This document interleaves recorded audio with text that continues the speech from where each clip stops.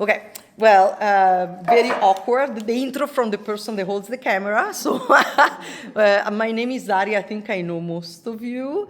Of course, I'm the owner of Imperfecta, and I'm very delighted that Julie was very interested in creating a custom installation for the installation space. When I kind of moved to this location, I had really this idea in mind to have a space dedicated permanently to installation, and and have artists that can think spatially versus just curationally. And it's been really nice. I was saying to Julie the other day, like, how much I love when I see an artist that knows what they're doing when installations are concerned, because there is a big difference between installations and curation, and sometimes not everybody understands that. You really need to think in a different way. And I really love what you did, Julie, and I am very grateful that you chose to have your custom here. And I'm looking forward to hearing more about your installation in this talk. So thank you so much. Thank you. Thank you for coming. I appreciate it. Artist talks are a heavy lift for me. I will admit I do not go to people's artist talks as often as I should. So I'm thanking you for showing up. And I would like to also acknowledge the First Peoples who occupy this space, the traditional homeland of the Cayuse, Umatilla, and Walla Walla, Confederated tribes, the Siletz Indians, Confederated tribes, the Grand Ron, the Umish, which are Cowlitz, like Western, and Clackamas. We pay respect to our elders, past, present, and emerging, for their continuing culture and contributions they make now and in the past to the life of the community we are fortunate to be part of. And I just need to say that because it's, this whole installation is about home, and they were the first people who made their home here. Yeah. And I also want to thank Daria, because you have been an enthusiastic partner and very supportive and open-minded, and I just showed up and did stuff. This kind of gallery, experience you want, where you show up with whatever you have. I have been painting forever. I have a studio at Northwest Marine Artworks, and I've had that studio since the pandemic. And I've been kind of expanding. Before I was doing kind of exclusively oil paintings and smaller pieces, work on acrylic, oil paint work on acrylic. And after the last couple years, I've been expanding to more materials, different materiality, and kind of trying all different mediums to produce my art. I did 2 installations in Building 5. I did a soft landing in 2022, and in 2025 I did Ghost Ship, 2 installations, and Building 5 is like a huge warehouse, and so I had all kinds of space. It's at the Northwest Marine Artworks. I had all kinds of space to expand. It's like 60 feet by 55. It's huge. It's like half a football field or something. And I loved it. I loved walking in. I loved creating a diorama and walking into an environment. It was the most fun. It was kind of like eye-opening. It was like, oh, I should do this more, because it was wonderful. I think that it was in January. The building's not heated, the first installation, and I think like 20 people saw it. It was in the height of the COVID, so people weren't out very much, but I found I got a lot of really great feedback that people enjoyed it, especially since nothing was going on.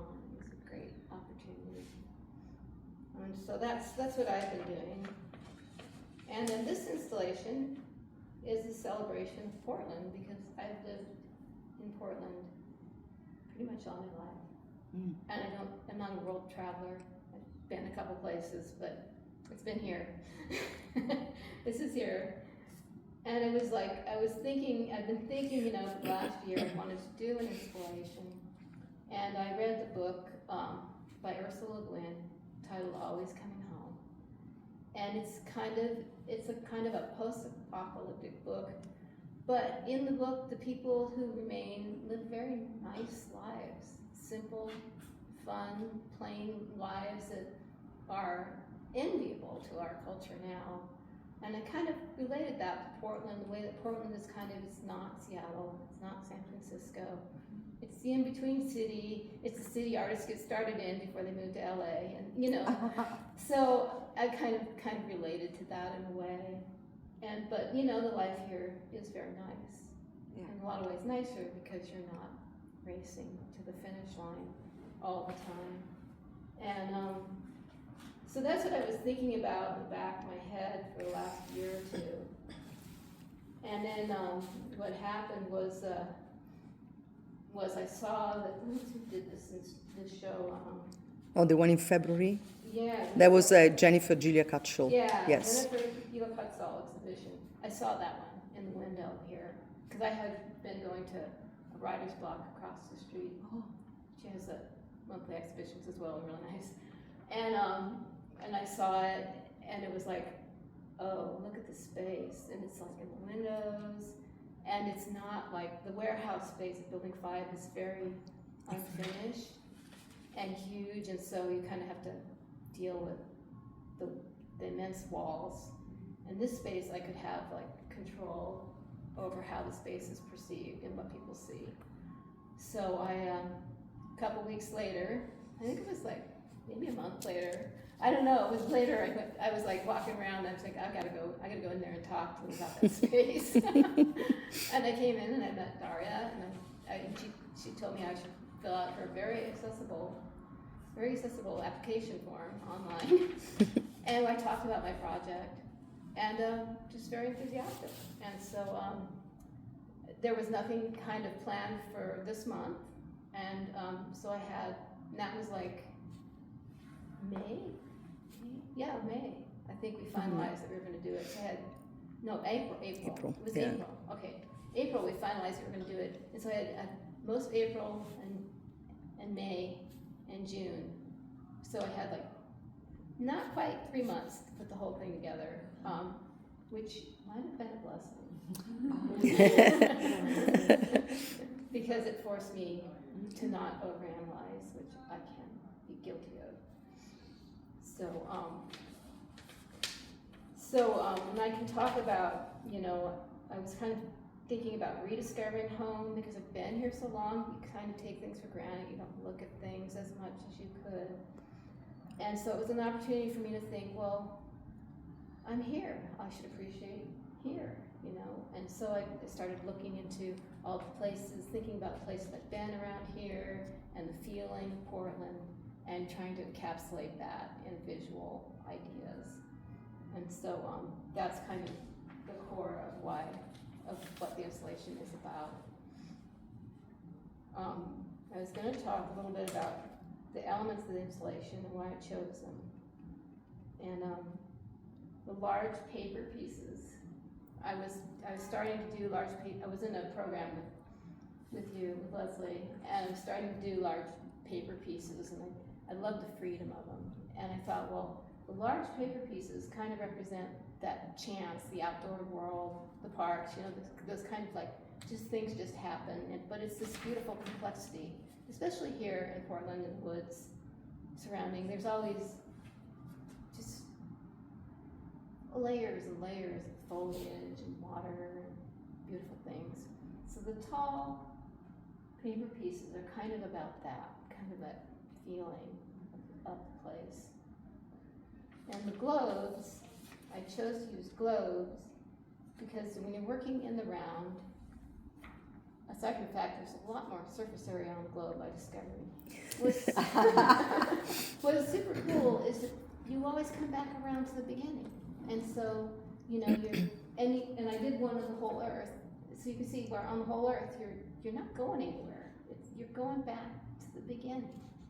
And so all these globes, there are different places that you go to places and you come back home, and so they're circular, go back to the beginning. And I love that idea, and I picked all these local places, which we can go in and I can show you each one, but and superimpose maps on the globes, and painted over them and embellished them to kind of with ideas about how I felt about the place. And I stitched them together so that so it looks like they're just continuously around. And that was something that I felt was important to kind of show that circular going home, you know, that when you live in a place, you tend to revisit everything all the time. And I love that idea.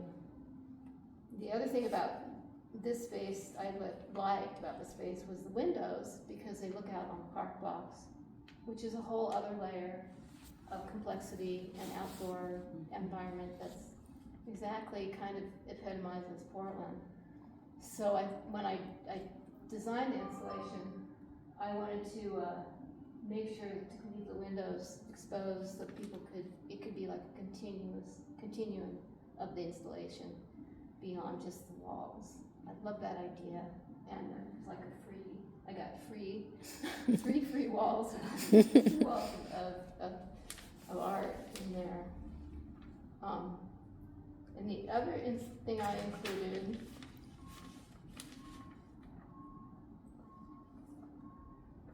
and then also I wanted to say that the paper pieces kind of represent the wild world and the unpredictability of nature. And the globes are more like the built world, with all our lines that people have superimposed, roads and paths. So there's that too, there's kind of dichotomy there in the globes versus the paper pieces. And the crows are kind of like, everybody I know has a story about crows. Crows are sentient beings, go on a limb here, and they see us and they recognize us, and they are socially connected to each other in a way that resembles our society. And in the fall, after they're done raising their young, the crows come into Portland to roost down by the river by the thousands. And every night, driving home from my studio in the fall, you see clouds of them coming in. They follow the river and they circle around and they end up around here. And so it was important for me to include the crows as an aspect of the city and of Portland. And so I have a circular screen of crows flying into the city. Then the other thing I used was the salt. And the salt is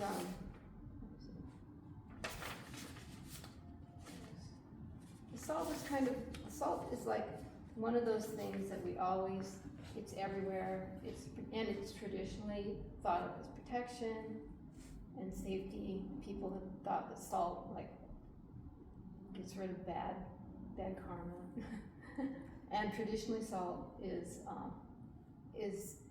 part of our vital life, and it's part of us and part of the ocean. And so for the footprints, I used table salt to show just how the footprints go all the way around through the installation and go back to the beginning to show circling around home to home. And I thought, that kind of tied in with the Ursula Le Guin book, where the protagonist, she goes away, she thinks she's better than everything, and she goes away and does her thing, and then she comes back home, and she stays home, and she realizes, well, that was interesting, but that's not home. Right. And so I did salt to kind of show that circling around and coming back to home. Nice. And what else do I have? And that's kind of most of the idea. I wanted to continue to develop this idea. I think it would be interesting to maybe try different places and try to make the same kind of love letter to a different place and see what that would be like. Or I would have my son just had a baby, so we don't have a soundtrack, but the last two places that I did the installations, we had a nice soundtrack, and the next one will have a soundtrack, hopefully. So, does anyone have questions? we can go walk around and I can talk Oh, about that would be stuff. enjoyable. Hmm? Yeah, just to hear a little bit more about the individual. Yeah, that you made. we could go inside and. Yeah. Because then it's easier when you're looking at them. So.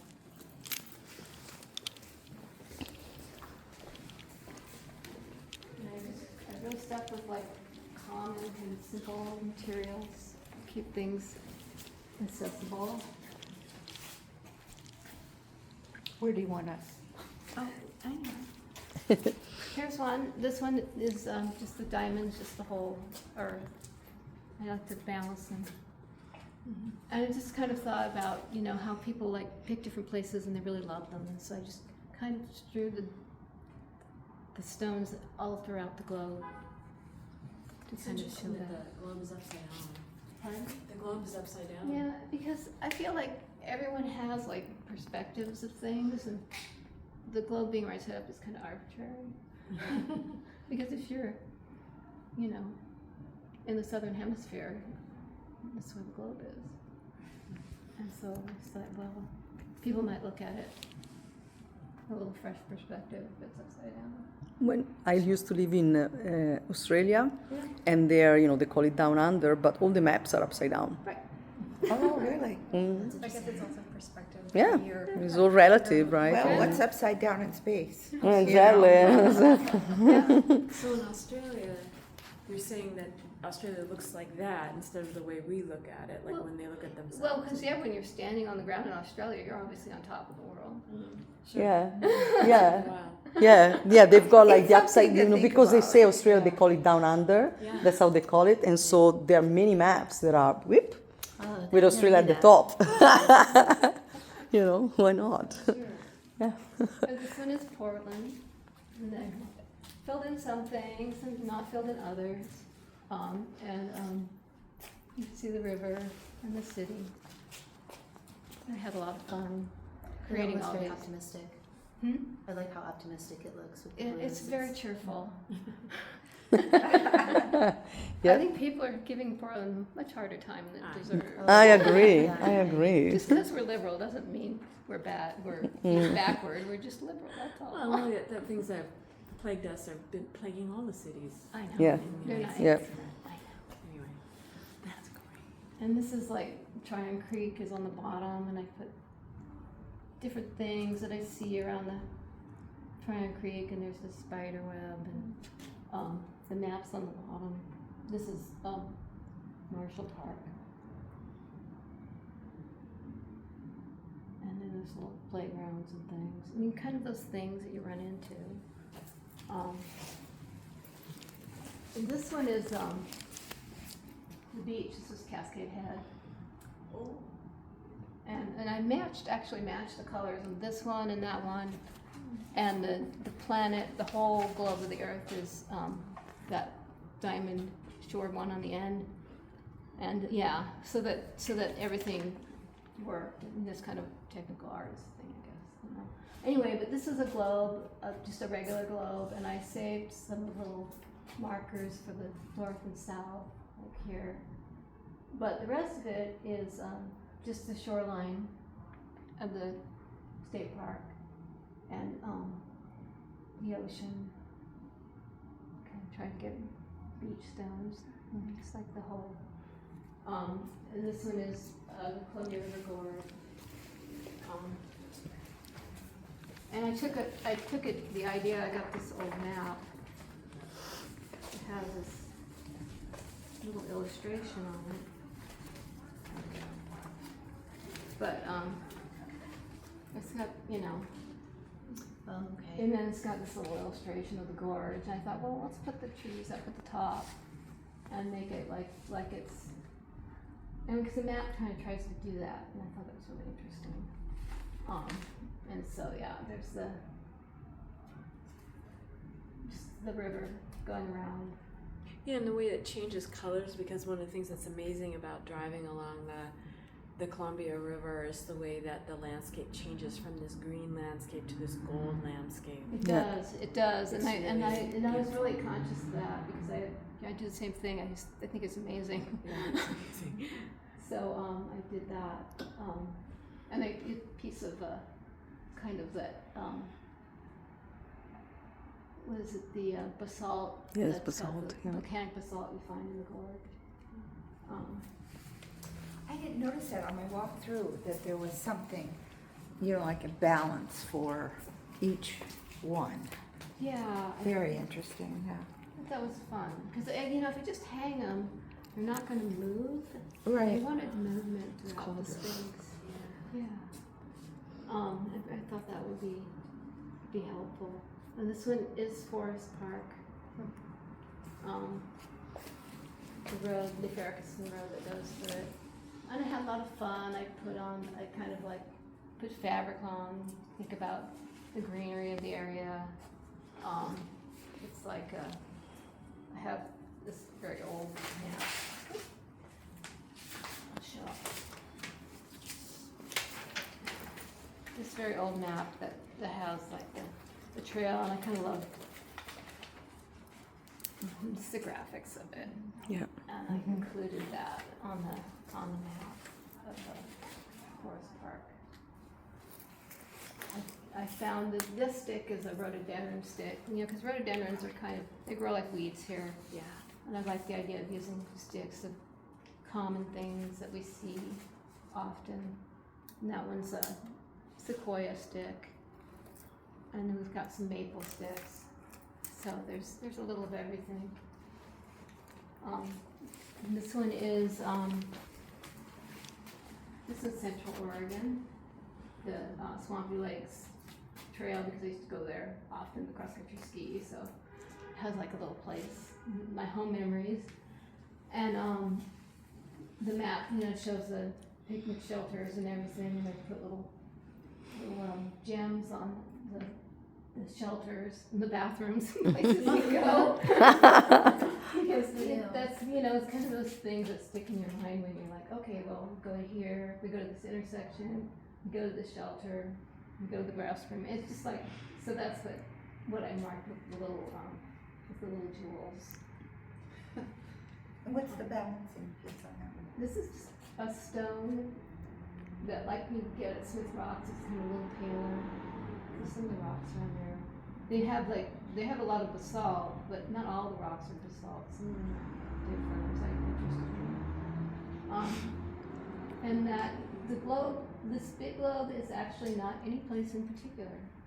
It's just the moon, because the moon is always there, no matter where. And so there's the moon. It's always home. Nice. The moon is always home. So. I didn't want to step on the salt. What's on the other side of the? Oh, it's more trees. And yeah, I did kind of like orient it so it would stay on the moon side. I don't know if that is necessary, but that's what happened. and that one's just like water. It's like a water float. Just all fabric. Because it rains a lot here. Well, they're so interesting altogether. Can you tell me how you made the globes? Like, what are they? These. How much of it is collage and painting, and what did you use to adhere things? Oh, the technical. Yeah. I just would The love to- weeds. I printed, for some of it, I put together images on my computer and printed them on rice paper. Rice paper, yeah. And then I adhered them to the globe. And then I painted over everything. And so, what are these globes? Can you just like This is actually just a retired globe.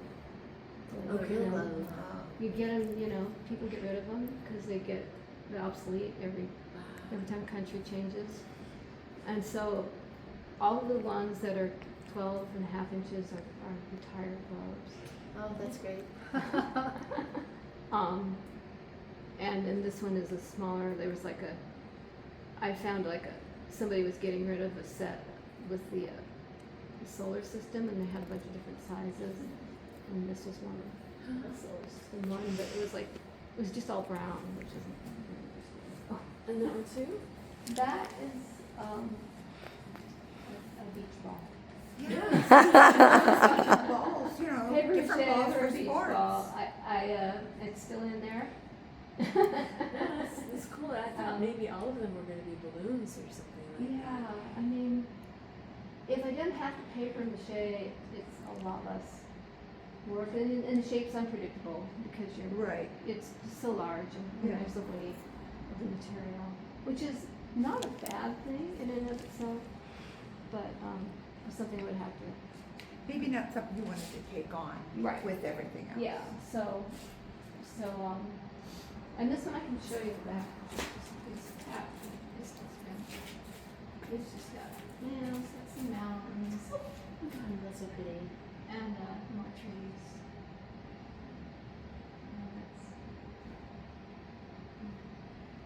And it was a lot of fun. And this is not any particular place. This is just me making up stuff because making a place, but really thinking about like the oak trees around here, which are so beautiful, and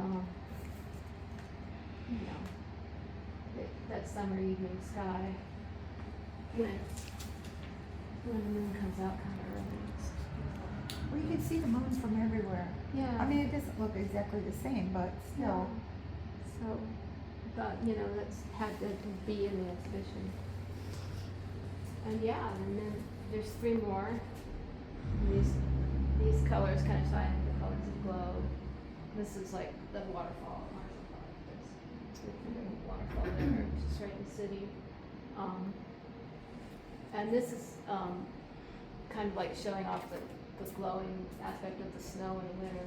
But it's hard to see how much reflection there is, but there's a lot of metallic powder on that piece. And so that's what they were all just kind of my thoughts about outside. Well, you'll be showing up by sometime in the evening or when it's dark. It would be fun to see how they all look. Yeah, a little different. But I have any questions?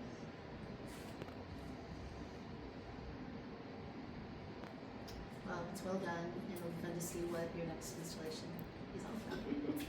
So were you saying that you had the idea to do a similar installation to this in another place? Well, when I did my installation in Building 5, which is a big warehouse Yeah. space, I did a couple of globes, but just with the regular continents on them because of the theme of my installation was different.